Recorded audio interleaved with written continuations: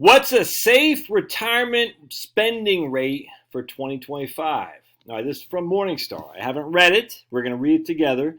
I'd be curious to see what they say. Let's take a look here. So, starting safe withdrawal rates have declined?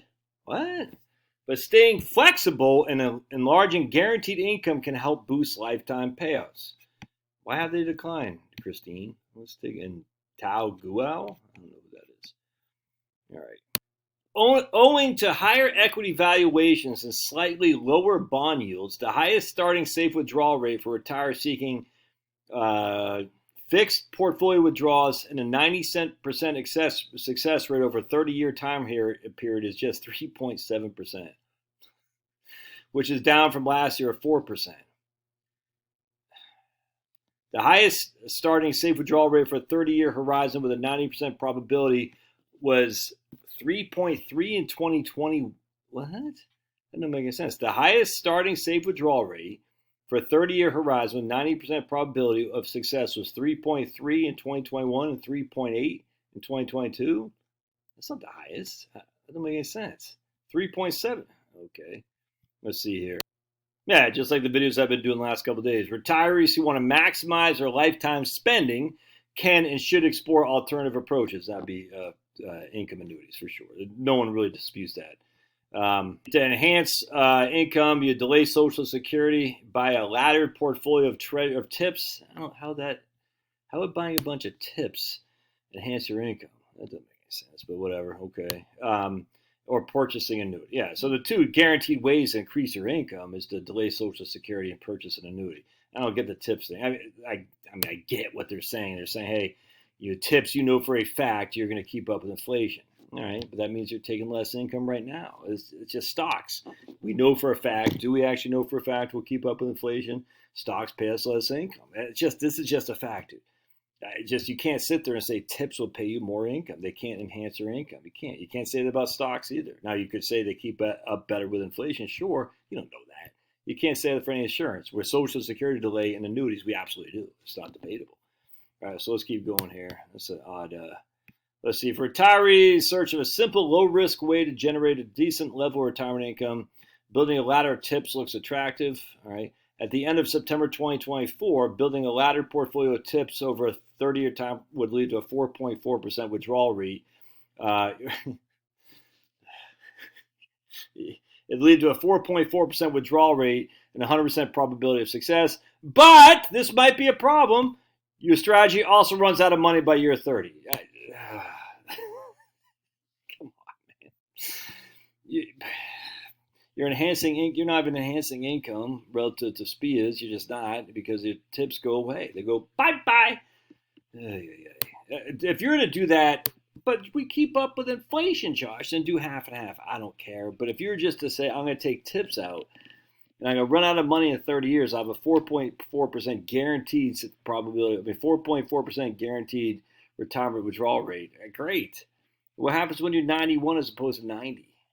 But my SPIA didn't keep up with inflation. But you know what did? Your Social Security. And you still have income from your SPIA. It might not be, the purchasing power might have gone down, but still there. Yeah. All right, let's see here. Yeah, so Morningstar is still way above mine for capital markets assumptions. CMA's capital markets assumptions. They got basically 7.5 and 8.5 for large growth and large value. So you combine the two, that'd be about 8% for U.S. large stocks. Small value, 12%. That's a projected 30-year asset class return is 12% for small value. What? No, dude, that's crazy talk. U.S. small growth 9.6. So they're looking at what, 10.5 for small cap stocks, which is 8 for large. T-bill is 3 roughly. Investment grade bonds 4.3. That makes sense. Yeah, I take huge issue. Last year they had 12.87 for small cap value. I think Paul Merriman, what's her name, Christine Benz interviewed Paul Merriman. I think he really sold her to drink the Kool-Aid. That's for sure. My goodness. Okay. Russell 2000 was up in 2024 about 11.25. Let's look at what it did. Let's just look at what Russell 2000 has done going back for basically 25 years. it's averaged 7.93% a year. So that's, oh, wait, yeah, right there. What's the difference? 1 second. Yeah, so since 2000, with dividends reinvested, it's averaged basically 8%. Let's compare that to the N8. I'm going to look at this guy right here. This is the Vanguard Small Cap Index. Boy, they're both following the Russell 2000. I think Vanguard stopped following the Russell 2000. I think they followed the Wilshire 4500. I can't remember. Anyway, a significant difference between the Russell 2000 with the iShares and the Vanguard Small Cap Index. But either way, they haven't come anywhere near 12%. So you're going to, let's tell you what, let's take a look at the last 15 years. So we'll go to 2010. This should be pretty good. Yeah, I mean, so you got 11.37 for with dividends reinvested over the last 15. All right, let's just look at the S&P 500.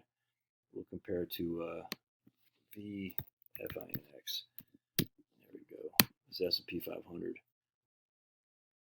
So the S&P 500 is over the last 15 years averaged 13%, whereas small cap index has averaged 10. So you're going to be telling me because of valuations on the S&P 500 are going to make this perform at, I mean, that's almost a 40% less. Okay, I don't get it, man. So the small cap index returned about 30% less over the last 15 years than the large cap index. And so inherently they're going to say, but the small cap index still returned double digits. They actually think it's going to give more over the next 10 years than it did previously. That doesn't make any sense, man. I don't get that at all. Okay, whatever, man.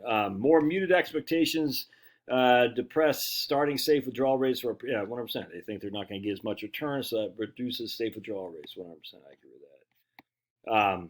Oddly, the more heavy you are into equities, the less your safe withdrawal rates are. Isn't that interesting? That's just because of volatility.